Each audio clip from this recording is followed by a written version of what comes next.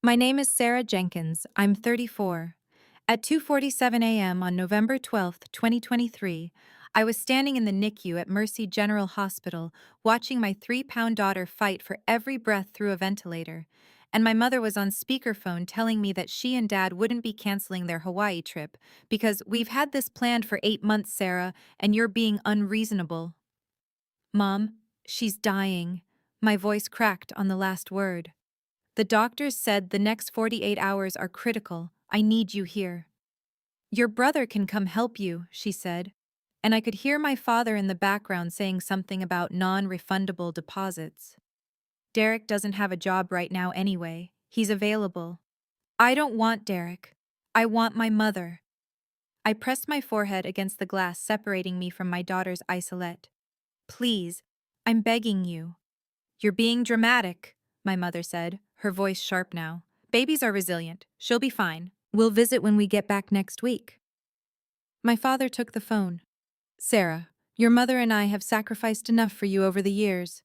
This is our time. You're 33 years old. Handle it. The line went dead at 2:51 a.m. I have the call log still. 4 minutes and 6 seconds that changed everything. Before I go on, if stories about standing up for yourself mean something to you, please hit like and subscribe and tell me in the comments where you're watching from right now and what time is it there. I need to know I'm not alone in this. My daughter survived. No thanks to them. She spent 19 days in that NICU, and I slept in a chair beside her isolette every single night. My husband, Marcus, was killed by a drunk driver 7 months earlier. His life insurance payout, $340,000, had just cleared 2 weeks before our daughter was born premature. I was alone. Truly alone. When my parents came back from Hawaii, tanned and relaxed, my mother brought me a pineapple-shaped keychain and told me I looked tired.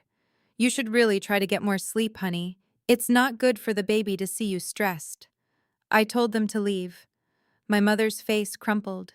After everything we've done for you, this is how you treat us? You chose a vacation over your granddaughter's life. We chose ourselves for once, my father said, his voice cold. Maybe you should learn to do the same instead of playing the victim.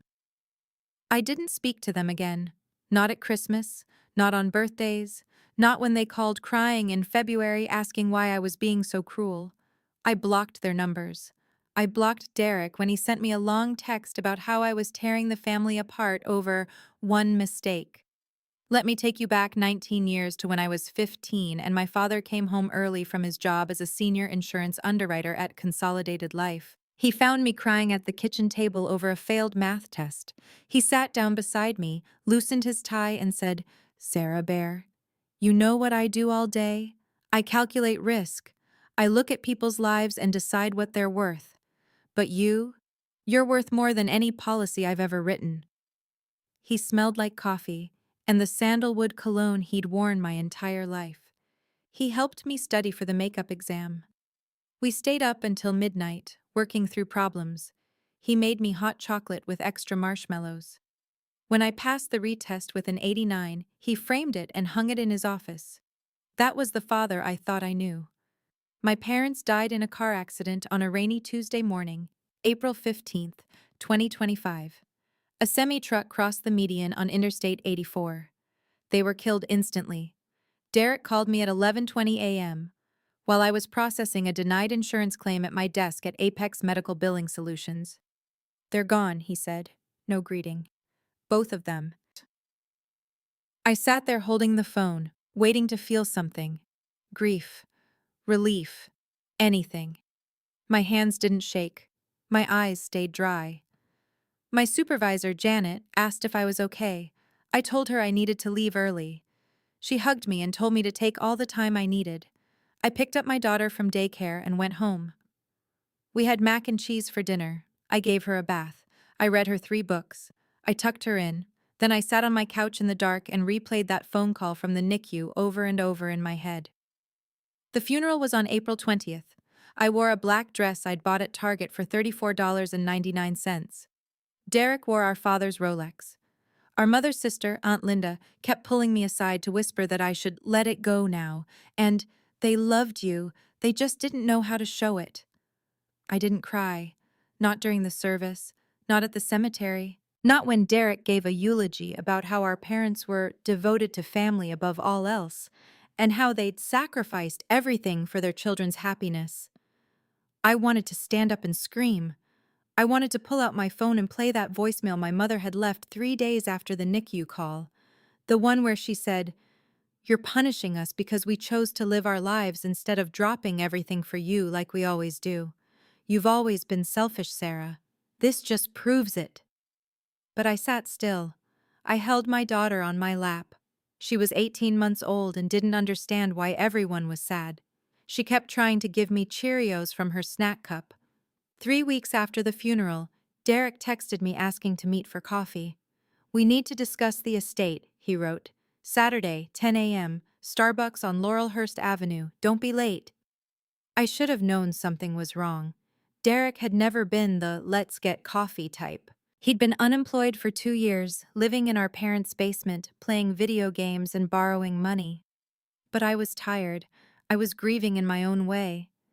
And part of me, stupidly, hoped maybe this tragedy would bring us together. The Starbucks was crowded that Saturday morning. Every table full. Derek was already there when I arrived at 9:58 a.m., sitting at a corner table with a grande cup and a manila folder.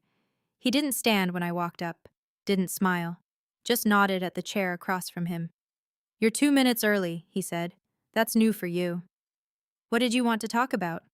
I sat down, my purse in my lap. He opened the folder and pulled out a stapled document. "This is Mom and Dad's will, updated version, dated March 3rd, 2025, 6 weeks before they died." My stomach dropped. "Updated?"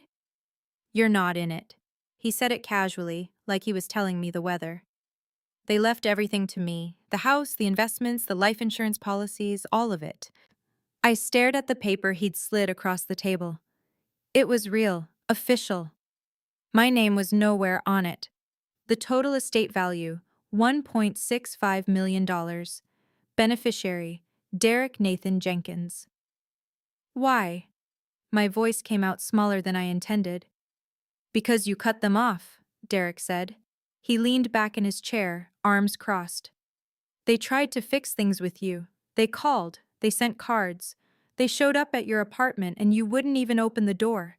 They said you made unreasonable demands during a family crisis and held a grudge that destroyed their final years." A family crisis? I felt heat rising in my chest. My daughter was dying. She didn't die. She almost did. But she didn't. He shrugged. And Mom and Dad had already paid for that trip. They didn't owe you their entire lives just because you got pregnant by some guy who couldn't drive safely. The couple at the next table looked over. The barista paused mid-pour. I felt every pair of eyes in that Starbucks turn toward us. "Marcus was killed by a drunk driver," I said quietly. "He wasn't the one drinking." "Whatever." Derek pulled out another paper. "Look, I'm not here to argue about ancient history. I'm here to offer you a deal. Mom and Dad also took out a $500,000 life insurance policy 3 months ago. I'm the sole beneficiary on that too." 3 months ago? My mind raced. That would have been January, right after I got Marcus's life insurance payout. Derek's jaw tightened. Just for a second. Coincidence. They never mentioned a new policy. Why would they? You weren't speaking to them. He pushed a single sheet of paper across the table. "This is a waiver. Sign it, and you agree not to contest the will or the insurance policy. In exchange, I'll give you $50,000. That's more than generous considering you abandoned them." "I didn't abandon them." Sign this," Derek interrupted, "or I'll make sure everyone knows the full story. That you cut off your dying parents. That you refuse to let them see their granddaughter. That you're the reason they spent their final year heartbroken and alone. Mom kept a journal, Sarah, about how much you hurt them. I'll make sure every family member, every friend, every person at your job knows exactly what kind of daughter you were." The barista called out someone's name. "Venti caramel macchiato for Jessica." I looked down at the waiver, the blank signature line, the paragraph that started with, I, Sarah Marie Jenkins, hereby relinquish any claim. I need time to think about this. You have until Monday, Derek said. Sign it and move on, or I'll bury you in legal fees you can't afford. Your choice, Sarah Bear. He used my father's nickname for me. He'd never called me that before. He said it like a weapon. I stood up, leaving the waiver on the table. I'll let you know. Don't take too long, Derek called after me. The offer expires. I walked out of that Starbucks at 10:14 a.m. into the bright May morning and realized I had no idea what to do next. I started working at Mercy General Hospital's cafeteria 2 months after my daughter was born. I needed to be close to the NICU, needed to see her every break, needed to know if something went wrong I could be there in 90 seconds. I wore a hairnet and served scrambled eggs and coffee to exhausted doctors and crying families. I made $14.50 an hour. When my daughter was stable enough to come home, I enrolled in online medical billing and coding classes. I studied after she went to bed, certifications in terminology, and the endless maze of insurance codes. I passed my certification exam on the first try in August 2024. By October, I'd landed a job at Apex Medical Billing Solutions processing insurance claims and denials. The irony wasn't lost on me. My father had spent 32 years as an insurance underwriter. I was processing the very claims people like him had written. My supervisor, Janet, was the first person in 2 years who treated me like I was capable of something beyond survival. She was 56, divorced, with a son in the Navy. She brought me coffee every morning without asking. She covered for me when I had to leave early for daycare pickup. When I told her about my parents dying, she squeezed my hand and said, "Take whatever time you need, honey." I took 3 days. Then I came back because sitting at home made everything worse. On the Monday after my coffee meeting with Derek, the day my offer expired, I was at my desk processing a claim denial for a child's cardiac surgery when my phone buzzed. Derek, calling. I let it go to voicemail. The voicemail.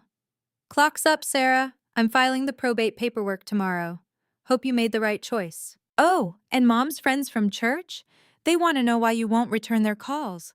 I told them you were always too good for them. They agreed. My hands were shaking as I played it back. Janet walked by, saw my face, and sat down in the empty chair next to my cubicle. What's wrong? I told her everything. The NICU call, the estrangement, the will, the Starbucks meeting, the waiver sitting unsigned on my kitchen counter. Janet listened without interrupting. When I finished, she was quiet for a long moment. Then she said, "My ex-husband tried to hide assets during our divorce. Thought I was too stupid to notice. But I noticed, and I documented everything. Do you have any proof of what your parents did? Any evidence that might contradict your brother's story?" I have the call logs from the NICU, the voicemails they left, the texts from Derek calling me cruel for cutting them off. Keep them, Janet said. Keep everything. Don't delete a single thing. That night, I pulled out every box I had from my parents' house, the few things I'd taken before I cut contact. Photo albums, old cards, a jewelry box that had belonged to my grandmother. At the bottom of one box, wrapped in tissue paper, I found a letter. It was addressed to me in my father's handwriting. The envelope was sealed. The postmark was dated March 28, 2025, 3 weeks before he died. My hands were shaking so badly I almost tore the envelope. Inside was a single page, folded 3 times. My father's precise, slanted handwriting filled the front and back. Sarah Bear. If you're reading this, I'm gone. Your mother, too, probably. We always said we'd go together. Can't imagine it any other way after 42 years. I'm writing this because I know what your brother is going to do. I've known Derek his whole life. He's lazy and entitled, and he's going to try to take everything. He doesn't know I know, but I found the drafts. The secret will he had your mother sign when she was on pain medication after her hip surgery. The life insurance policy application where he listed himself as the primary caregiver and called you estranged. He's been planning this since you cut us off. And you were right to cut us off. I've spent 2 years trying to figure out how to tell you that. How to apologize for choosing a vacation over my granddaughter's life. Your mother never saw it that way. She died thinking you were the cruel one, that you overreacted, that we were the victims. But I knew. That night in Hawaii, watching the sunset, all I could think about was you alone in that hospital. I knew we'd made the wrong choice. I was just too proud and too stubborn to admit it. The will Derek has is fraudulent. The real will, the one your mother and I signed together in 2019, is with our attorney, Philip Castellano. His office is on Morrison Street, Suite 402. The copy I'm enclosing is notarized and valid. It splits everything 50-50 between you and Derek, $825,000 each. The life insurance policy Derek found? That's real. I took it out to trap him. I knew he'd try to claim it. I knew he'd lie about you being estranged. I wrote detailed notes in the application about why I was getting the policy, health scare, wanted to secure family future, and attached a separate letter to the insurance company explaining that Derek was pressuring me to change beneficiaries and that any changes made after February 2025 were coerced. I'm sorry I couldn't protect you while I was alive. I'm sorry I chose wrong when it mattered most. Your daughter, my granddaughter, I never met her. That's my greatest regret. There's more in my safe deposit box at Northwest Community Bank. Box 1847. The key is in the jewelry box I gave you last Christmas, the one you wouldn't open. It's taped inside the lid. Don't let Derek make you small. Don't let him rewrite history. I failed you when you needed me most. I won't fail you now. You were always worth more than any policy I ever wrote. I love you, Sarah Bear. I'm sorry I didn't show it when it counted. Dad. I read the letter 4 times. Then I cried for 20 minutes on my kitchen floor while my daughter slept. I cried for my father, who'd figured it out too late. I cried for myself, for the validation I'd needed for 2 years. I cried because even in death, my family was still a war zone. The next morning, I called in sick to work for the first time in 8 months. I drove to my parents' house where Derek was now living. I needed that jewelry box. He answered the door in sweatpants and a stained t-shirt at 9:30 a.m. What do you want? The jewelry box Grandma left me. It's mine. I want it back. It's in a box in the garage. Everything you didn't take is being donated to Goodwill next week. Good timing. He led me through the house I'd grown up in. My mother's furniture was still arranged the same way. My father's reading glasses were still on the side table. Derek had changed nothing except adding pizza boxes and beer cans to every surface. The garage was packed with boxes labeled in my mother's handwriting. Sarah's childhood, Sarah's books, Sarah's baby clothes. Things they'd saved, things they'd kept, despite everything. I found the jewelry box in the third box I opened. It was wooden with a delicate inlay of flowers on the lid. My grandmother had kept her anniversary ring in it. When I opened it, I saw the ring was still there, and taped to the inside of the lid, just like my father said, was a small silver key. You getting sentimental? Derek asked from the doorway. Just taking what's mine. I closed the box and tucked it under my arm. Take it all, Derek said. I don't need any of it. I got what matters. I didn't respond. I walked past him, got in my car, and drove straight to Northwest Community Bank. The safe deposit box was full. Legal documents, bank statements, a flash drive, a second letter from my father, shorter this time. Sarah, the flash drive has recordings. Mom and I had security cameras in the house after the break-in in 2022. They record audio. Derek doesn't know. The recordings from January through March are on here, including the conversations where he convinced your mother to sign paperwork while she was on medication, where he lied about you to the insurance company on speakerphone, where he laughed about playing the victim to get sympathy. Also included, my emails to Philip Castellano explaining the situation, bank statements showing Derek borrowed $47,000 from Mom over 2 years, never repaid, and the original 2019 will with both our signatures. You have everything you need. Fight for yourself. Fight for my granddaughter. I should have fought for you. Dad.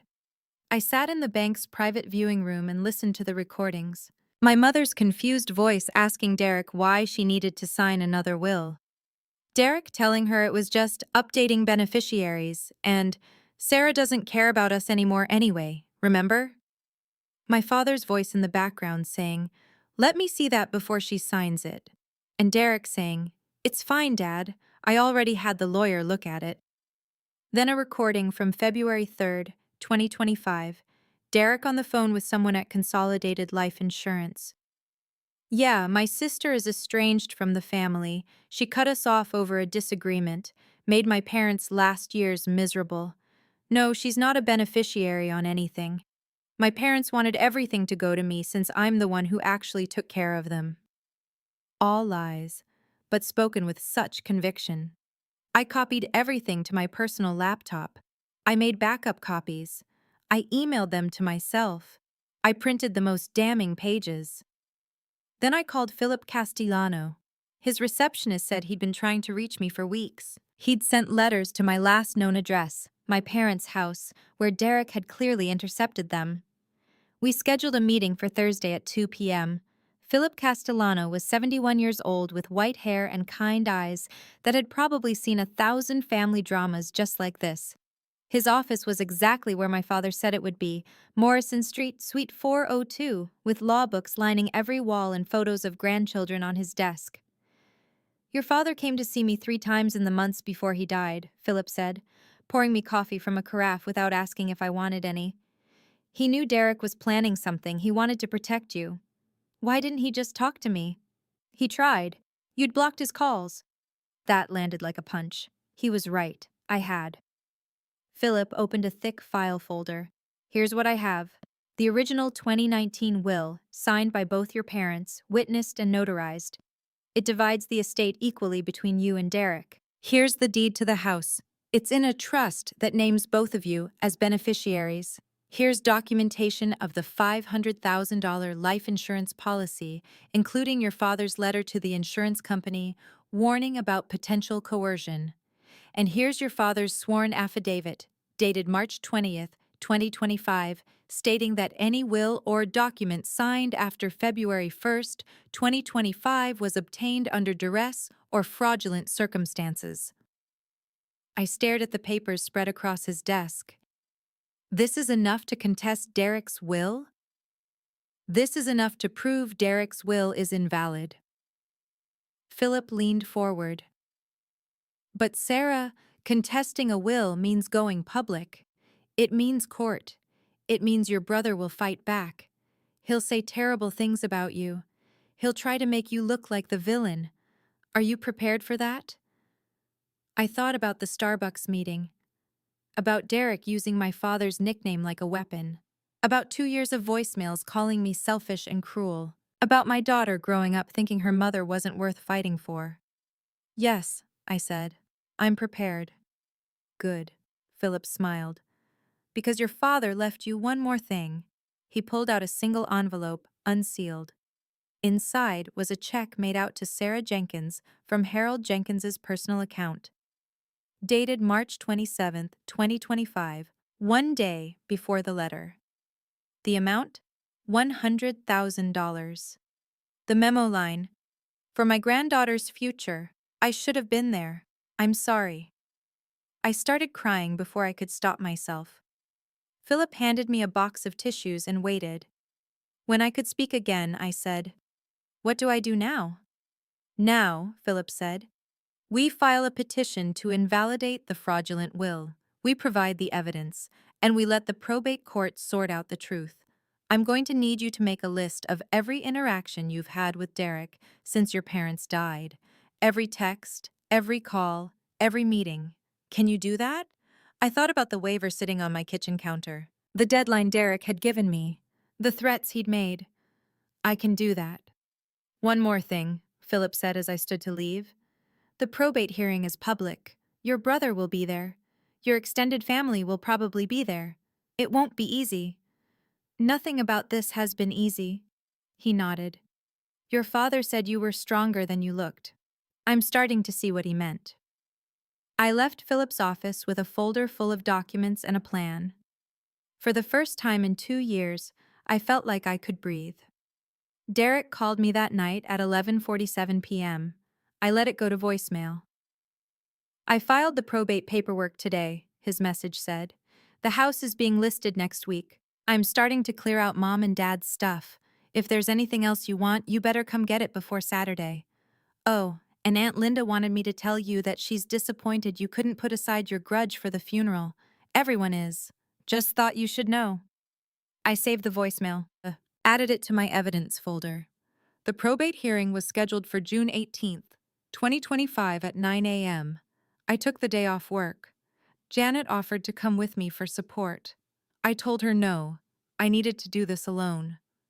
The courthouse was cold and sterile with fluorescent lights that made everyone look sick.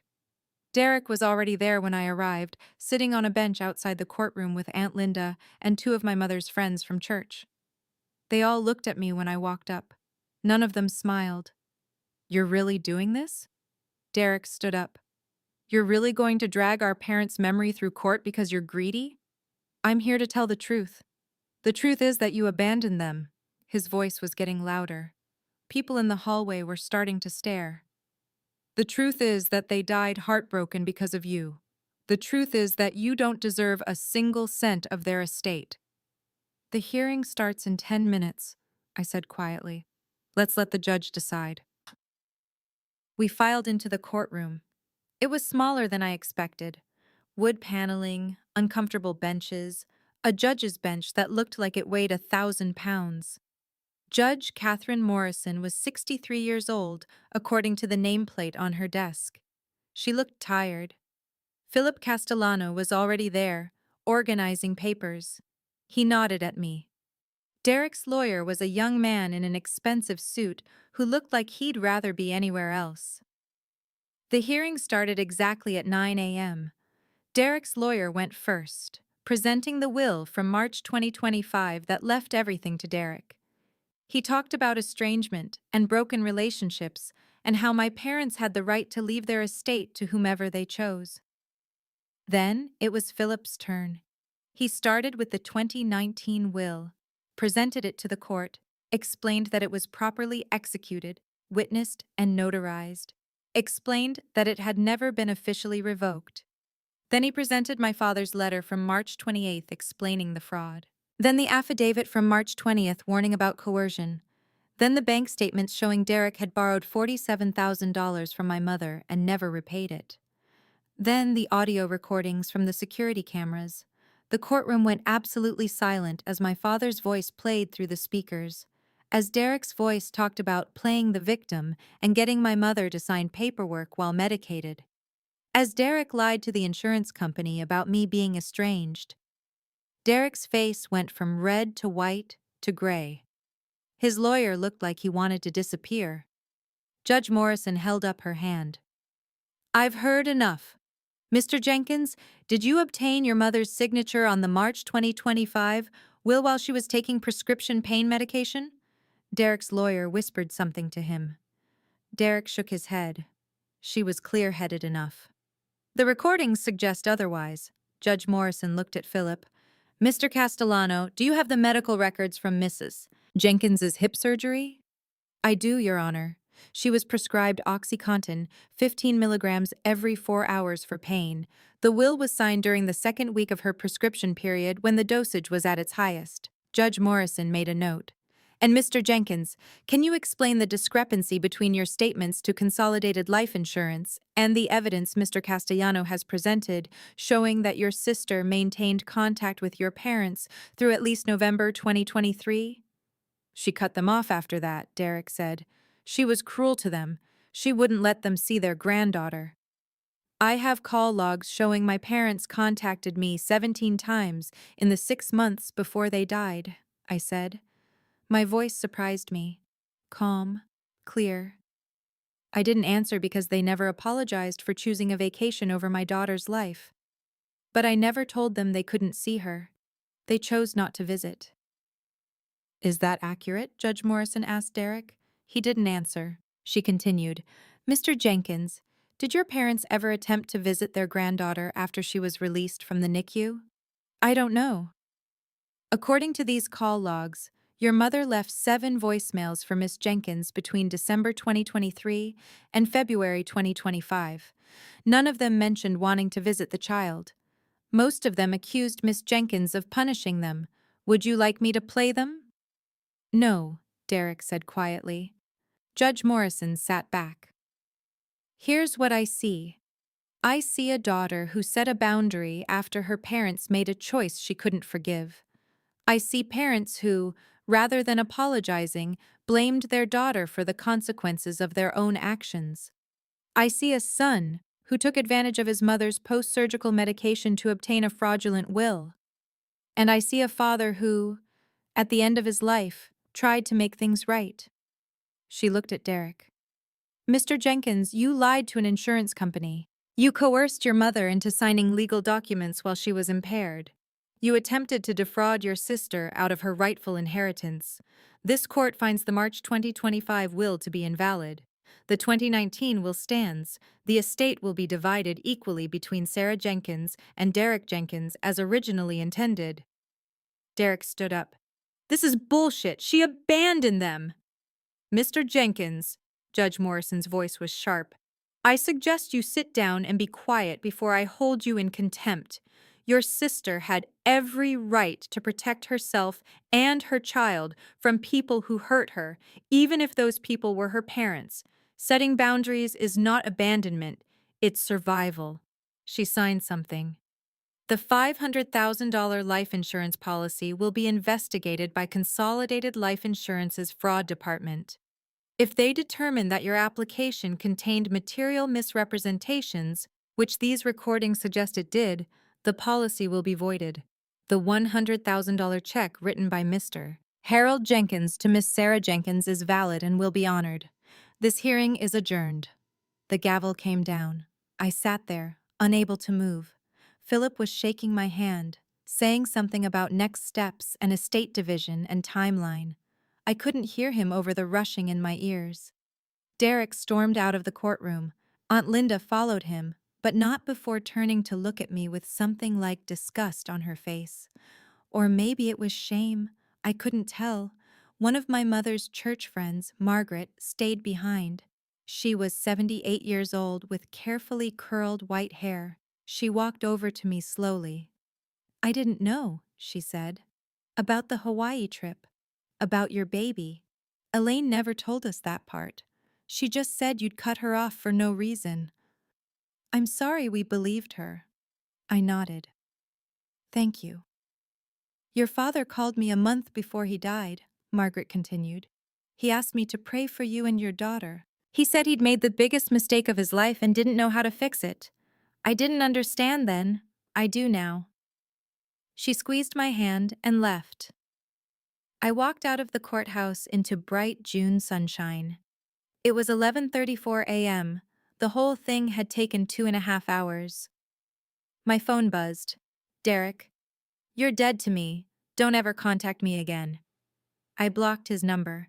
Then I called Janet and told her the case was over. Did you win? She asked. I don't know if anyone won, I said. But I got what was mine. The estate division took 4 months to finalize. Derek fought every step, demanding appraisals and audits and delays. But in the end, the math was simple. $1.65 million divided by 2 equals $825,000 each. I received my portion on October 12, 2025. The same day, Consolidated Life Insurance voided the $500,000 policy Derek had tried to claim, citing material misrepresentation in the application. He got nothing from that policy. My father's trap had worked perfectly. I used part of my inheritance to pay off my student loans from the medical billing certification. I put $400,000 into a trust fund for my daughter's future. Education, wedding, first home, whatever she needs. I bought a small house in a quiet neighborhood with a backyard big enough for a swing set. I kept working at Apex because I liked the structure, liked Janet, liked feeling useful. On Christmas Eve 2025, I took my daughter to visit my parents' graves. It was snowing lightly. She was 2.5 years old enough to walk, but young enough to still believe in magic. We brought flowers, white roses for my mother, yellow daisies for my father. These are your grandparents, I told her. They made mistakes, big ones, but your grandpa tried to make it right at the end. That counts for something. She touched the cold headstone. Pretty, she said. Yeah, baby. Pretty. I thought about my father's letters, about his recordings and his planning and his $100,000 check, about how he'd known Derek would try to steal everything and had built a defense I'd never asked for, about how his final act as my father was protecting me from my brother.